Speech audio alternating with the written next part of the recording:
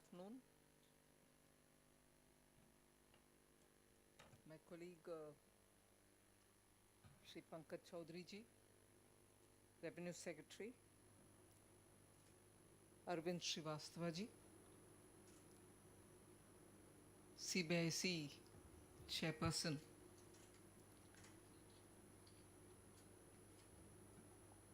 and also the DG of DRI, together with the members of the board, former members and chairperson of the CBIC and the DRI, other agencies and their chiefs who have come here. In fact, it instills me with a lot of confidence that today in this ceremonial opening of the DRI's headquarters, 100 chosen, well-experienced people who have contributed to the national economic security are gathered here.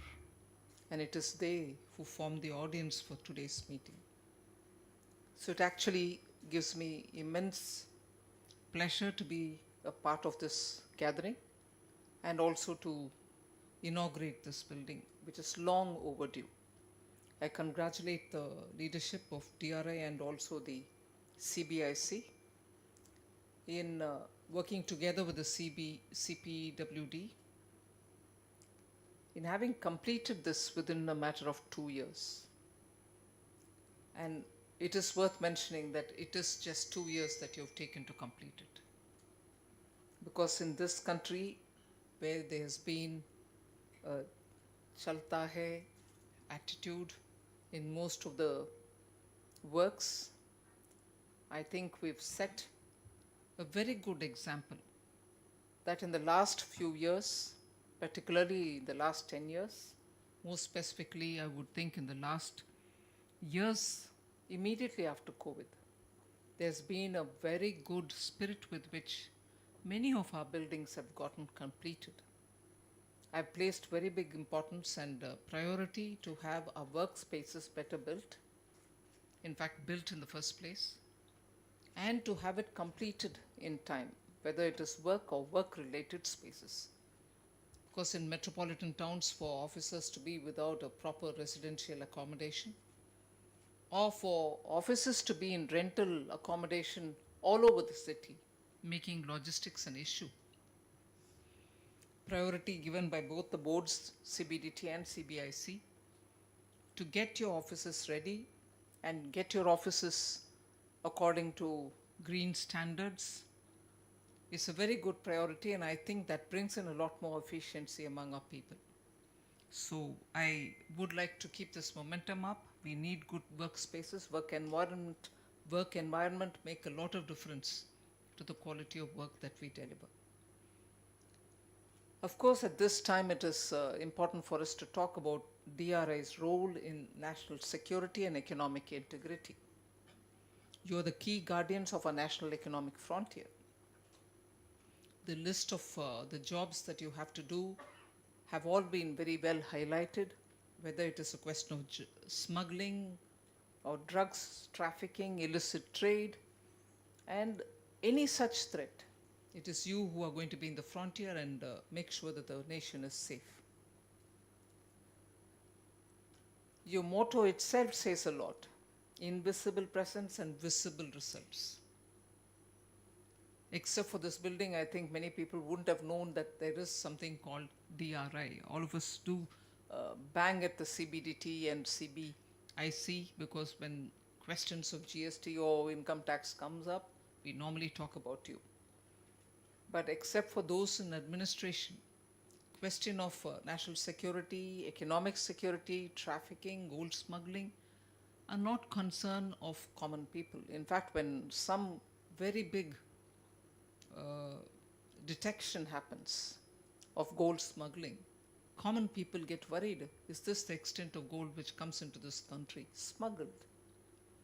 So it is only then they start wondering who are the agencies who successfully bring them out. In fact, there are times when I cynically comment, if using so much of intelligence and so much of technology and inter-service cooperation and international agencies cooperation, if you are able to detect this many, cynically I say, and I repeat, cynically, I always question how many goes unnoticed. Because it is important for us to keep ourselves well grounded. As much success as we find and as we register and record, there are clearly many more happening which goes unnoticed. And I'm not saying that as a shortfall from your side, but that is the extent to which global agencies are doing such nefarious activities. We need to have greater alertness, more actionable intelligence. I know this has been said several times, I don't want to repeat it here. Intelligence dumped on agencies or enforcement agencies by itself is a work done, no doubt. But from the dump of data or the cache of data which arrives, it is important for agencies to be smart enough to see which is the one which has got to be actionable and which has to be immediately taken up. So there is that area which I would still call as a gray area.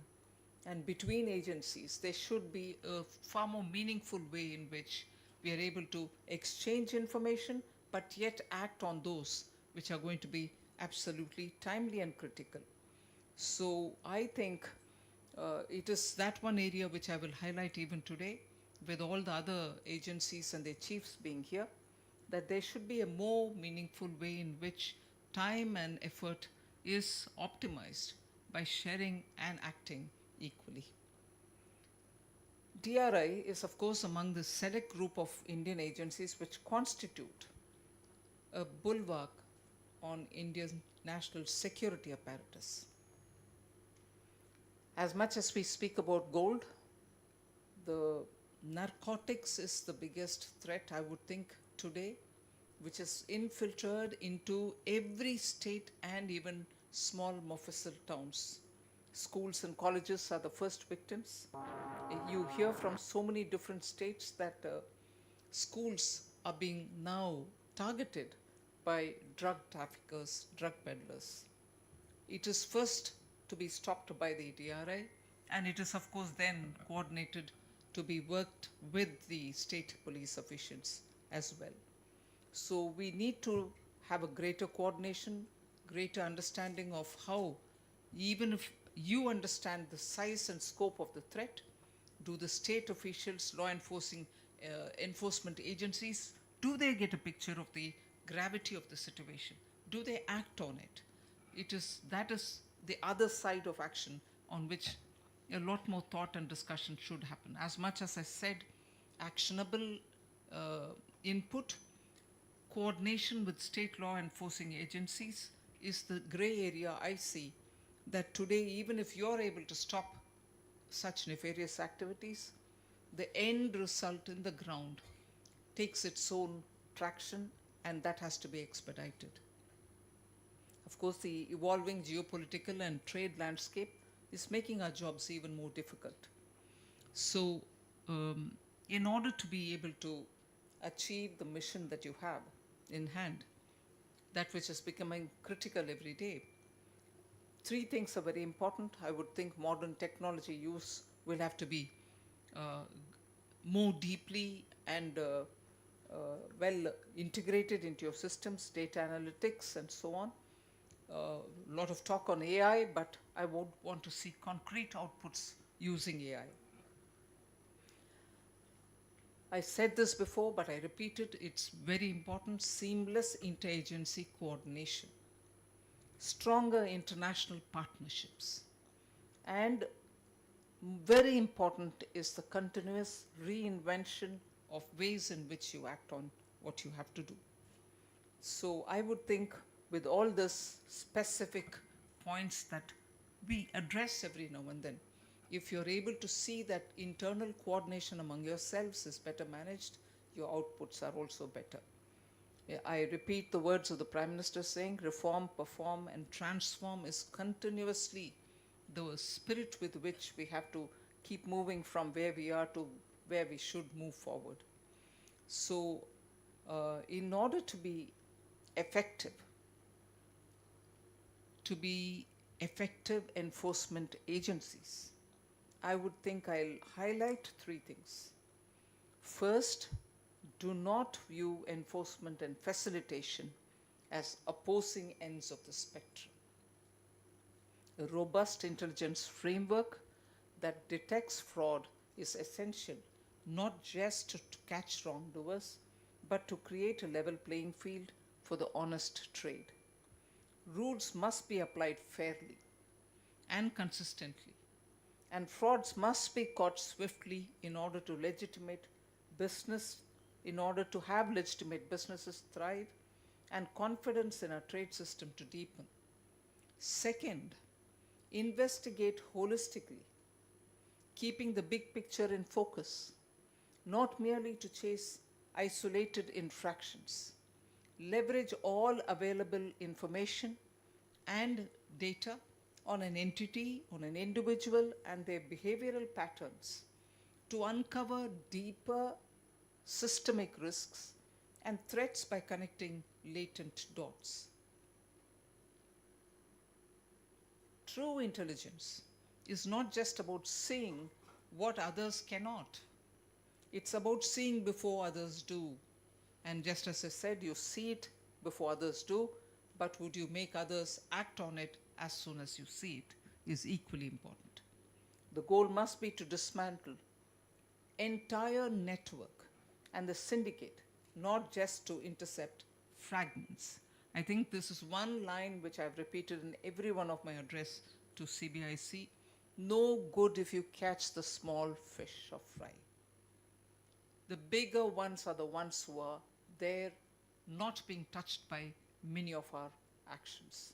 We need to have the entire value chain, as they would call, entire smuggling chain, entire nefarious operations chain, tracked and acted upon. It's not easy, I know, and I wouldn't mind repeating it any number of times, but we should show some tangible results on it. There are instances where absolutely stunning smuggling activities have been stopped because of bright intelligence, but I persuaded myself to keep following on one or two of these cases. I'm still waiting to find if you've taken it to a logical conclusion. You need to take it to the logical conclusion. One, to get them punished. Two, to find who the mastermind is. On both ends, I am pursuing on cases, but I would want results to be seen. Third, and the most important point, enforcement operations should be rooted not only in data but also in our dharma. Actions must be unyielding, but also just actions are necessary. Because when smuggling is stopped and fraud is exposed, judiciously acted upon as well, it helps move from a fear-driven compliance to a value and trust-based compliance environment. And that is why this is very important for us to follow. I urge every officer to keep their minds agile, values anchored, and also visions elevated.